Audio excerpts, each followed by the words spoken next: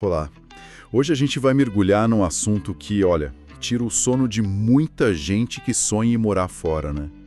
Como é que a gente acha informação confiável de verdade sobre imigração? Pois é.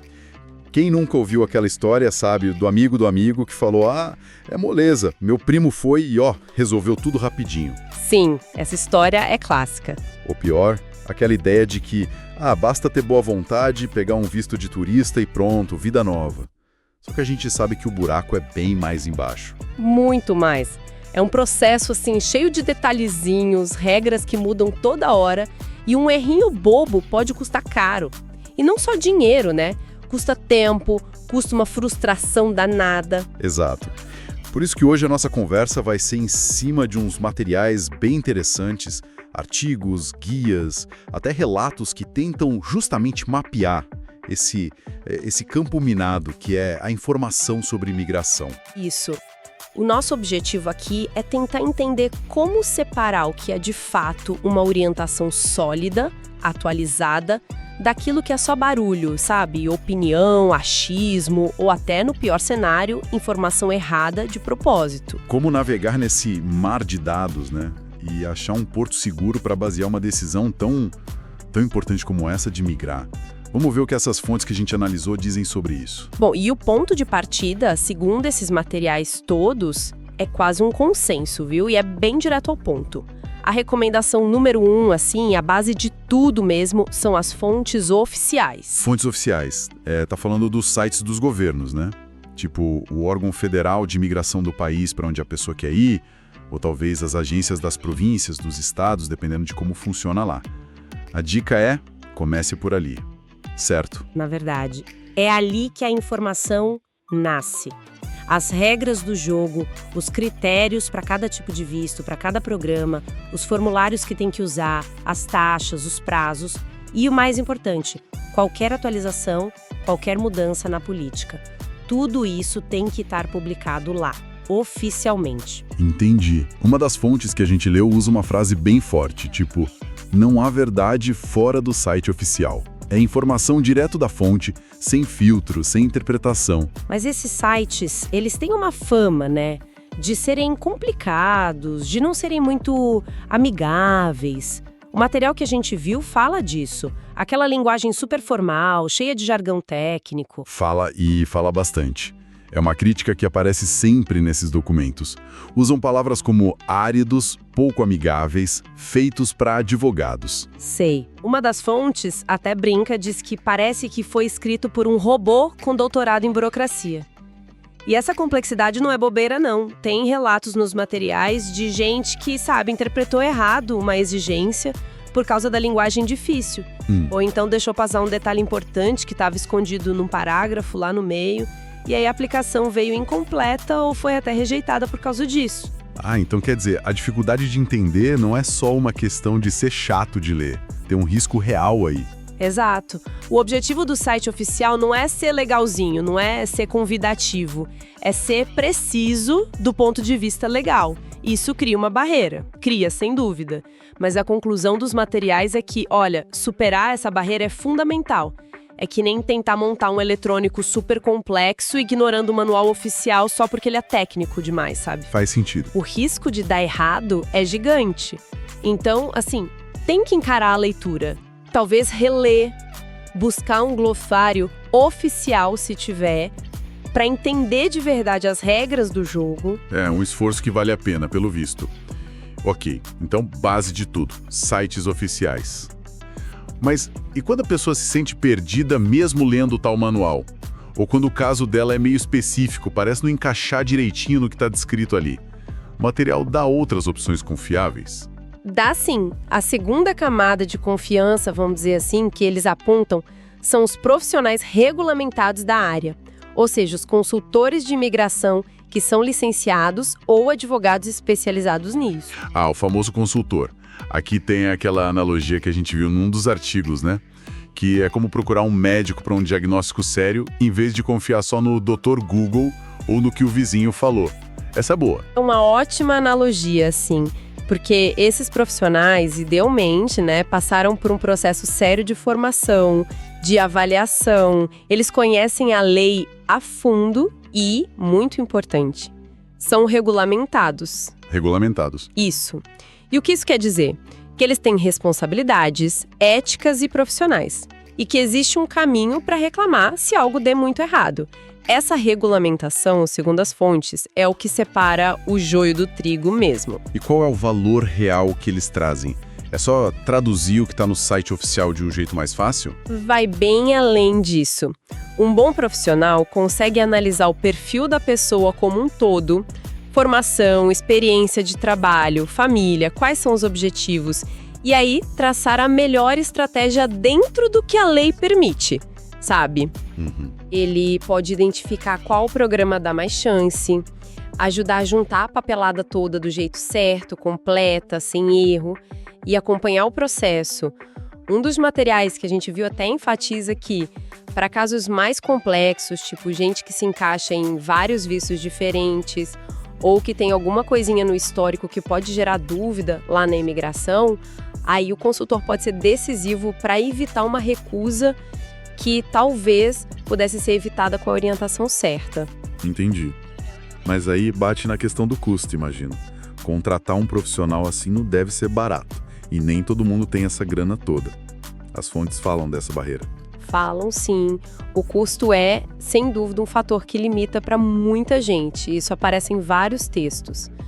Só que o argumento que eles usam muito é que esse custo é, na verdade, um investimento. Um investimento. É, um investimento que pode evitar gastos muito, mas muito maiores lá na frente. Pensa bem, um erro na aplicação pode fazer perder as taxas que já pagou, ter que aplicar tudo de novo, refazer tradução, documento, fora o custo que a gente nem mede, né? O tempo perdido, a ansiedade que isso gera. Nossa, verdade. Tinha um relato num dos materiais de um caso assim, a pessoa quis economizar no consultor, mas cometeu um erro na aplicação que deixou ela inelegível por anos. Imagina o custo disso.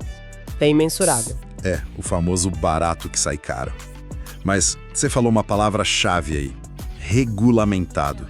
Como é que a pessoa sabe se um consultor é confiável de verdade? O que a pesquisa diz sobre isso? Olha, esse é um ponto de alerta máximo nos materiais, viu? A recomendação é super clara. Tem que verificar sempre se o profissional está registrado e com a situação regular lá no órgão regulador oficial do país de destino.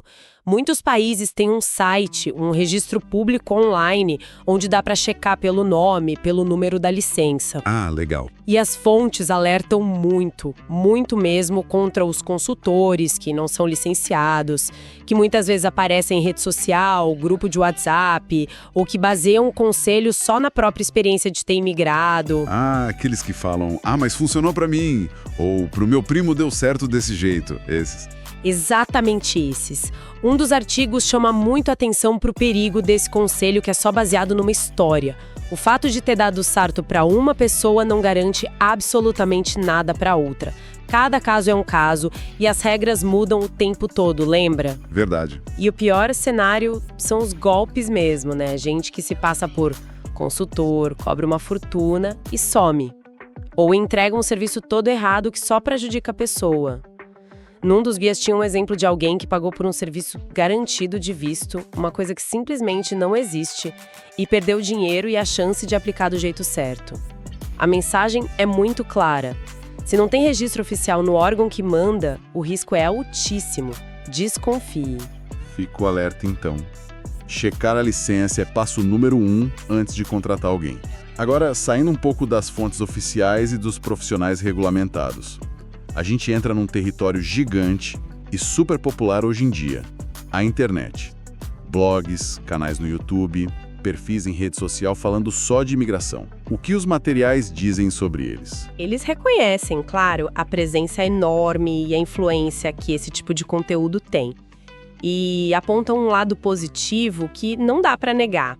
Muitos criadores são pessoas que realmente viveram o processo, sabe? Imigrantes compartilhando o que passaram, os perrengues, as dicas práticas do dia a dia. E isso pode ser muito, muito valioso para dar uma dimensão mais humana para a coisa toda, que às vezes parece só papelada, burocracia, Ouvir as histórias reais, ver como outras pessoas superaram as dificuldades, isso pode inspirar e ajudar a entender coisas práticas da adaptação também. Sim, essa conexão com a experiência de verdade parece importante, né? Ver alguém que já trilhou aquele caminho pode dar uma segurança a mais, imagino. Com certeza. Ajuda a pessoa a visualizar como é a vida lá, a entender umas coisinhas da cultura local, pegar dica de mercado de trabalho, custo de vida. Coisas que o site oficial geralmente não vai te contar em detalhe, né? Um dos artigos até menciona como vídeos sobre meu primeiro mês no Canadá, por exemplo, podem ser mais úteis para o preparo emocional do que qualquer guia do governo. Mas, como quase tudo na internet, imagino que tem um porém aí, né? Qual é a grande ressalva que as fontes fazem sobre esse tipo de conteúdo? A grande dificuldade, que aparece em todos os materiais, é justamente conseguir separar o joio do trigo. Como é que você vai saber se aquele influenciador super simpático está dando um conselho que é realmente sólido, atualizado, sobre o processo do visto, ou se ele está só contando a experiência pessoal dele, que talvez não sirva para mais ninguém? Ou pior, será que ele não está só repetindo uma informação velha que ele achou em outro lugar? E o risco da informação desatualizada é enorme, pelo que a gente já falou das regras mudando rápido. Gigantesco. As leis, os programas de imigração podem mudar, muito rápido. Um vídeo, um post de blog de 2 anos atrás, mesmo que tenha sido feito com a melhor intenção e estivesse certo na época, hoje pode ser totalmente irrelevante. Ou pior, pode te levar para o caminho errado. Nossa. Um dos materiais cita um exemplo de gente que seguiu dica de um vídeo super popular sobre como preencher um formulário X, só que não sabiam que o formulário e os critérios já tinham mudado. Resultado: aplicação devolvida. E tem também a figura do tal coach de imigração, que não é regulamentado e que vende conselho meio que baseado em autoajuda, em experiência própria, mas sem ter o conhecimento técnico necessário, sabe? Entendi. Então a pessoa se empolga com a história de sucesso de alguém e acaba seguindo um caminho que ou não existe mais ou simplesmente não serve para o caso dela. Exatamente. O conteúdo online pode ser ótimo como complemento. Para entender a partir da vivência, para se inspirar, para pegar dica prática do dia a dia. Mas, segundo as fontes, usar isso como a fonte principal de informação sobre regras, sobre elegibilidade, sobre como fazer o processo, aí é muito arriscado. A recomendação é sempre: achou uma informação quente online? Vai lá e cruza com a fonte oficial. Tá na dúvida? Pergunta para um profissional certificado. Ok, acho que ficou bem claro o panorama das fontes e os cuidados com cada uma. Se a gente fosse resumir assim, uma abordagem ideal, com base no que a gente analisou, qual seria a hierarquia? Olha, a hierarquia que sai desses materiais é bem definida assim. Primeiro lugar, disparado. Fontes oficiais, os sites do governo. É a base de tudo, inquestionável. A verdade sobre as regras, os procedimentos, tá ali. Mesmo que a linguagem seja complicada, a leitura é obrigatória. Certo. Segundo, profissionais regulamentados, consultores ou advogados. É aquela camada de segurança, de estratégia pensada para o seu caso. Pode ser um investimento que vale muito a pena, principalmente se o caso for mais complexo ou se a pessoa busca mais segurança. Mas, lembrando, só vale se a certificação for checada direitinho. Fundamental. E terceiro, conteúdo online. Os blogs, vídeos, redes sociais. É um complemento que pode ser muito valioso para a parte humana, prática, para a motivação, mas tem que ter um filtro crítico enorme. Jamais pode substituir as fontes oficiais ou o conselho profissional na hora de tomar decisão importante sobre o processo, sabe?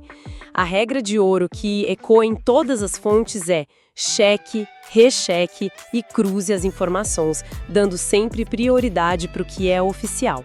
E essa necessidade de checar tudo, de personalizar, parece que está ligada a outro ponto que os materiais batem muito na tecla, que é a individualidade de cada processo, né? Exatamente. Essa é talvez a conclusão mais forte e mais repetida em tudo que a gente leu. Não existe receita de bolo para imigração, de jeito nenhum. O que funcionou para o seu amigo, para um influenciador famoso ou até para você mesmo num processo antigo, pode não funcionar agora ou para outra pessoa. Cada caso é um caso. Cada caso é um caso. Depende de uma combinação única de fatores. De onde a pessoa é, idade, estudo, profissão, situação da família, qual o programa específico que ela está mirando, como estão as leis naquele exato momento.